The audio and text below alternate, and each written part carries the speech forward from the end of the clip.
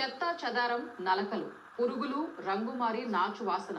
ఇది విజయవాడ నగరపాలక సంస్థలో కొన్ని చోట్ల ప్రజలకు సరఫరా అవుతున్న తాగునీరు.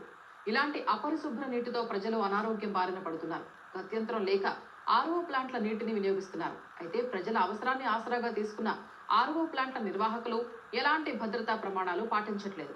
ఫలితంగా బ్యాక్టీరియాలు చేరి ఫిల్టర్ వాటర్ కూడా విషమైపోతోంది. అనారోగ్యాన్ని కొని తెచ్చుకుంటున్నామా అనే ఆందోళన ప్రజల్లో నెలకొంది. విజయవాడ నగరపాలక సంస్థ పరిధిలోని 64 డివిజన్లలో సుమారు 15 లక్షల మంది ప్రజలు జీవిస్తున్నారు. వీరి అవసరాలను తీర్చేందుకు రోజుకు 38 మిలియన్ గ్యాలన్స్ నీటిని నగరపాలక సంస్థ పంపిణీ చేస్తోంది. సరైన పర్యవేక్షణ లేక అనేక చోట్ల పైపు లైన్లు దెబ్బతిని నీరు కలుషితమవుతోంది. దీంతో ప్రజలు ఆరోగ్య సమస్యలు ఎదుర్కొంటున్నారు. మరికొన్ని చోట్ల బిఎంసి విడుదల చేస్తున్న నీటిలో 20% పైగా నీరు వృధాగా పోతోందని అధికారులు అంచనా వేసినా ఇప్పటి వరకు ఆ సమస్యను అధిగమించేందుకు మాత్రం చర్యలు చేపట్టలేదు. కృష్ణానది చెంతనే ఉన్న తాగునీటి సరఫరా కోసం 10 కోట్ల వరకు ఖర్చు చేస్తున్నా పూర్తి స్థాయిలో స్వచ్ఛమైన నీటిని అందించడంలో బిఎంసి అధికారులు విఫలమవుతున్నారన్న విమర్శలున్నాయి.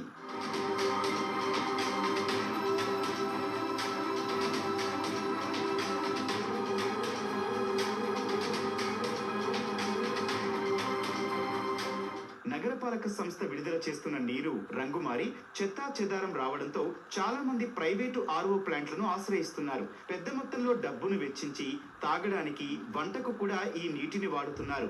ఇదే అదనుగా వాటర్ ప్లాంట్లు పుట్టగొడుగుల్లా పుట్టుకొస్తున్నాయి. అయితే ఆర్ఓ ప్లాంట్ల యజమానులు సరైన ప్రమాణాలు పాటించకపోవడంతో బ్యాక్టీరియా చేరి ఆ నీరే గరళమై ప్రజలకు నష్టం చేస్తోంది. కలుషిత నీరు తాగడం వల్లే గతేడాది మొఘల్ రాజపురంలో అతిసార లక్షణాలతో అనేక మంది ప్రాణాలు కోల్పోయినట్లు అధికారులు నిర్ధారించారు.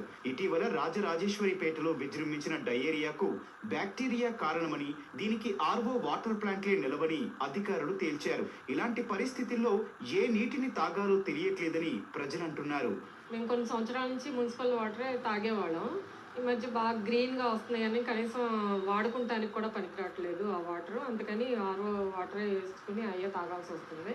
అయ్యే వంటకు కూడా అయ్యే వాడాల్సి వస్తుంది. మున్సిపల్ వాటర్ సరిగ్గా రావట్లేదండి.